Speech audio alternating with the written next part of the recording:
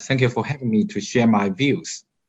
Uh, as a leading think tank in China, my institute, Chongyang Institute for Financial Study, Renmin University of China, RDCY, is concentrating on providing decision-making advice and source service for the global governance and China's development. I hope that some of my thoughts can be helpful for you.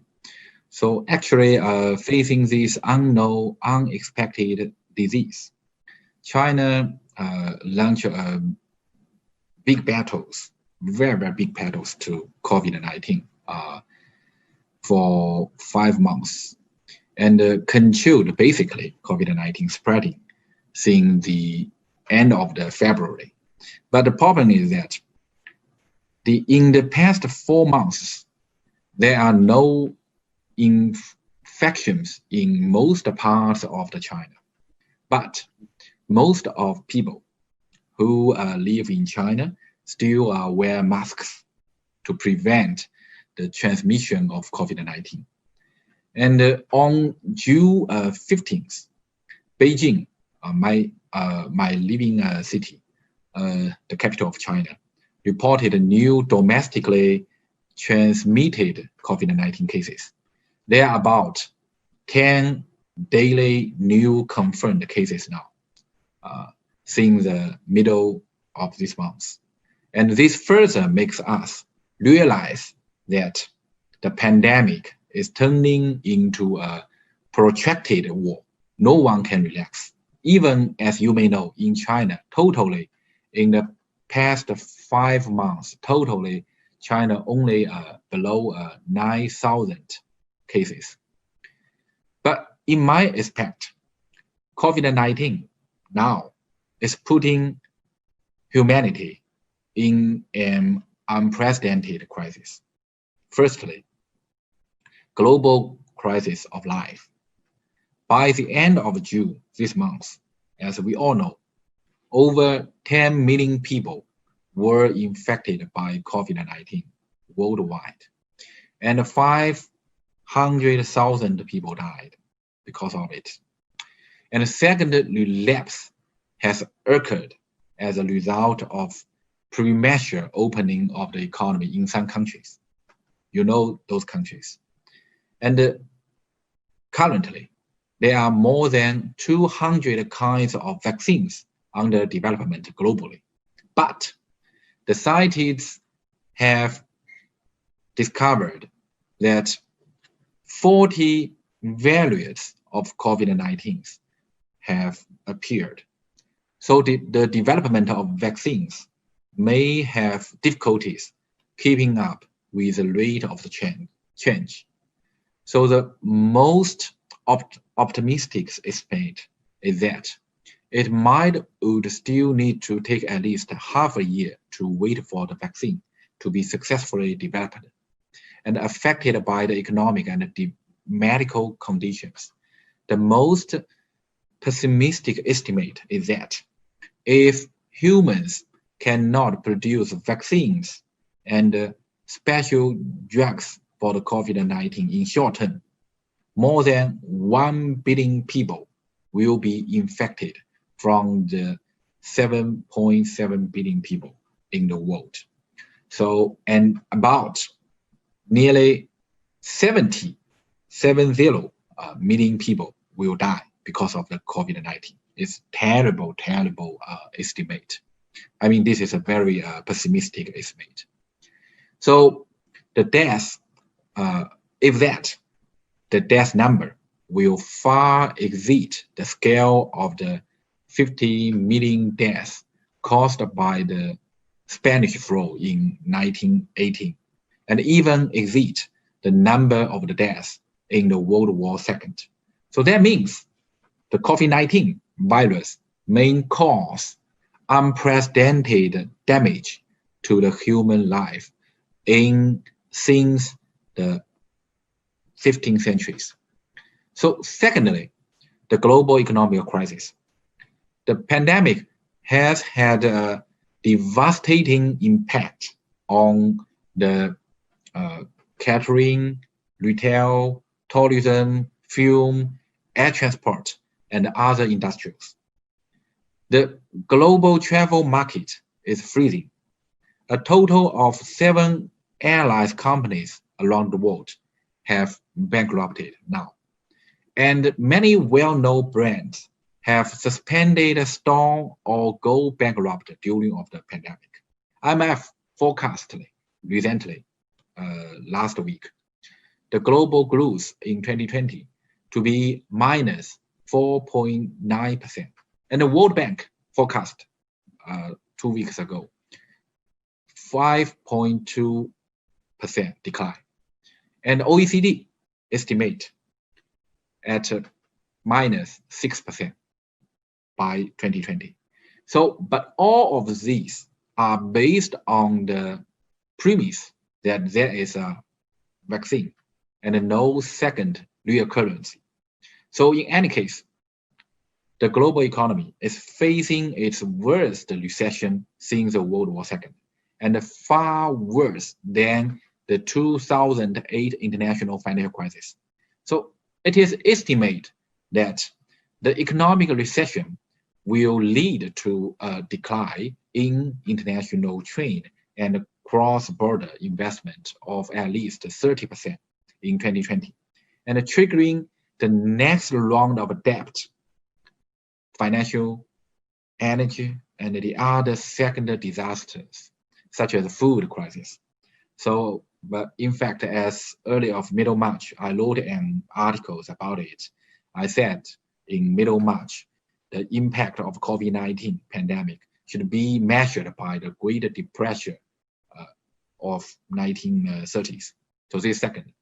And thirdly, the global social crisis impact of the pandemic is intensifying the structural reshaping of the relation among countries, such as localization and regionalization of industrial chain.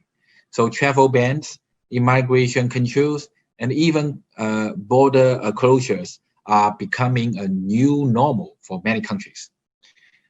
As a result, the flow of factors is more difficult.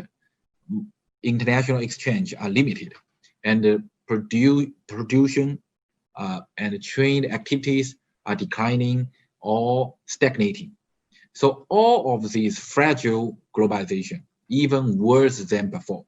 So more than 200 million people around the world are at risk of unemployment and income plummeting by 2020.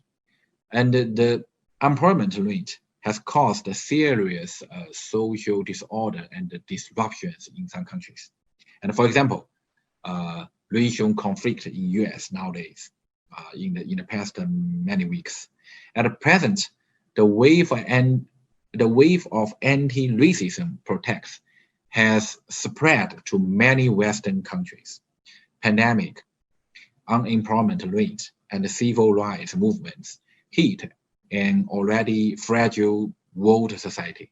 And the biggest fear now is that the unemployment and social instability may lead to local wars and geopolitical conflicts, and the most serious disorder of human society since the end of the World War II may be underway.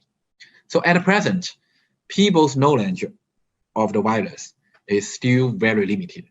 If the virus can be linked to an alien invention, then the new world war, has come to the height of the defending human civilization. So if the human race does not unite, it will encounter the worst dark age in the history of human modern civilization. So this is my first part of my presentation. My second part is that I feel very sad because unfortunately, not everyone in the world is as aware of the dangers of the global pandemic as I am, as I said right now. So we feel that human pandemic is facing three obstacles. The first is anti-Semitism, anti-Semitism. Some people don't believe in medicine, and they think freedom is more important than life. They are reluctant to wear masks and just regard the COVID-19 as a fruit, as a big fruit. So at present, a considerable number of people are infected for die together, gathering, party, carnival. So many people still take chances that the probability of the infection is very, very low, and that they will not get infected. So it has been proved, however, that wearing masks, washing hands frequently, and staying home can slow down the infection curve in various countries. So what I want to say is that to despise science is to despise human civilization. So there is no point in talking about freedom without respecting science, without respecting life. This is the first obstacle. The second obstacle is anti-globalism. Nowadays, I call it a shock of the globalization. The shock of globalization is in line with the ideas of some anti-globalists. Some governments not only desire to support the domestic populism within their country, adopt protectionism trade policy and placing restrictions on immigration and visa. So, but also withdraw from many international organizations and agreements. You know what I want to say, which countries I want to point at. So, but the truth is different. So as human beings are closely connected with each other, no country can ignore the global problems such as refugee, climate change, pandemic, and so on. We all know. The third is anti-cooperation. So I said that first is anti-Semitism, second is anti-globalism, third is anti-cooperation. As long as there are confirmed cases in any countries, it is impossible to declare the end of the pandemic, as well as restart the economy. Nowadays in China, we have no relax, because in Beijing every day we have around 10 new cases. So in order to transfer domestic contradictions, some countries attempted to bring other countries and attack other countries. And they also cut off funding for WHO, indirectly putting countries in need of support from the WHO in more dangerous situation. So I think the country which unilaterally believe in supremacism or the priority of their nation, so ignore the common interest of the mankind. This is very, very sad. So my opinion is that cooperation, international cooperation, is the only way to solve the global problems. So that's second part. Final part, the third, the final. So I think, so how can we do? So today, so I think that today's meeting is very, very important. So I have three very pragmatic suggestions. First, life is a priority.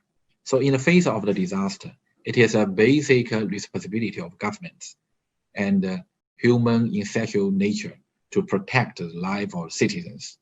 We should protect women, children, and elderly, weak groups to ensure the basic livelihood of the people. So behind the loss of the single life is a breakdown of the family.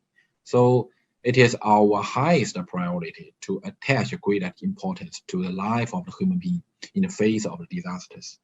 Secondly, share medical information, and jointly development of vaccines with each other. For the past 40 decades, we have not yet developed the successful treatment for AIDS, and we cannot afford to do the same thing again. 40 years passed, we still have no any vaccines for AIDS. So now, this is a very tragedy historical lesson. So most of the achievements of the science community are the result of the cooperation, and every breakthrough is based on the achievements of predecessors. So in the face of such a wide variety of values, no country can develop vaccines independently. So therefore, the only way for people to defeat the virus is to share medical information and achievements unreservedly and work together to develop vaccines to save lives. Thirdly, finally, coordination efforts to increase the momentum of micro policy and prevent the world economy from falling into a great recession. This includes, but is not limited to, implementing of effective fiscal and monetary policies to maintain the basic stability of currency exchange rate of all countries, strengthening the coordination of the financial supervision to maintain the stability of the global financial market, and then jointly maintaining the stability of the global industrial supply chain. So as well as jointly expanding cooperation in new industrials such as digital economy, smart city, clean energy, and 5G network. So avoiding the world financial crisis again and the Great Depression of the past pandemic is just as important as fighting the disease. So last but not least, so in such a highly globalized world today, no one person or country is an isolated island.